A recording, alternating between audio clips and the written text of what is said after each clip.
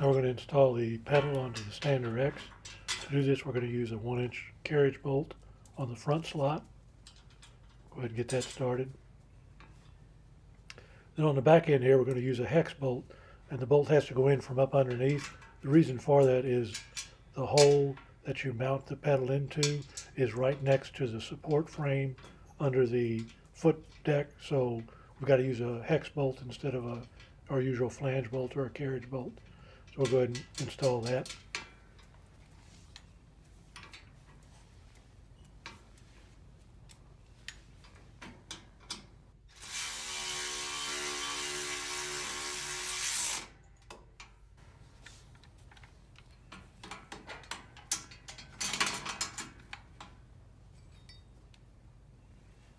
Go ahead and use a 1/2-inch wrench to hold the hex head on the bottom side. It's a little tight under there, but it'll still fit. We'll go ahead and run that down so it's good and tight. Next thing we're going to do is show the cable routing. So it comes off the flap itself, goes over alongside the engine where it gets secured using a magnetic wire tie that zip ties it there. Then it's going to run up along the side of the engine over next to the pump.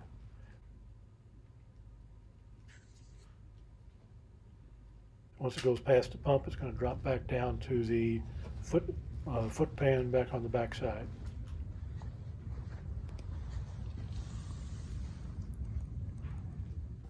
Next thing we want to do is go ahead and connect our cable, and the cable is roughly laid in place where we want it to go. First thing we have to do is go ahead and remove jam nut number 1. So we're going to go ahead and spin that one off. And we also want to make sure that jam nut number 2 is mostly all the way back on the threaded fitting. Our spring is going to be disconnected, so we'll take that off. Now, so we're going to lift this pedal up out of our way, put the wire in first, and then I usually just get the fittings started in a little bit so I can still reach in here and get the nut started.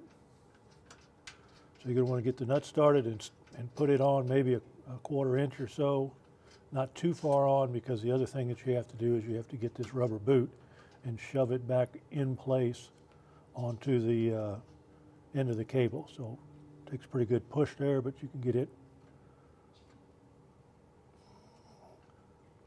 seated back on. Okay, now once that's done, then we'll go ahead and spin the nut in the rest of the way. I'm going to just snug it up for right now. We'll have to remember to come back and tighten that up with a 1/2-inch wrench in a moment. Okay, now, next thing we need to do is we need to take our clevis. We're going to slip our clevis onto the end of the wire.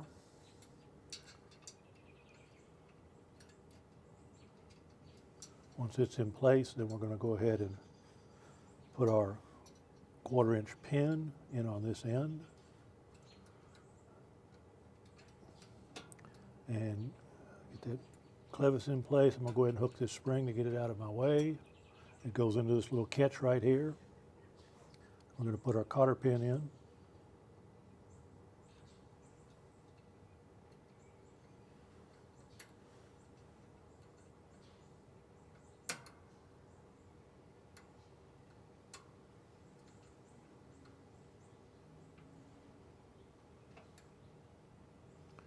Wrap the cotter pin all the way around.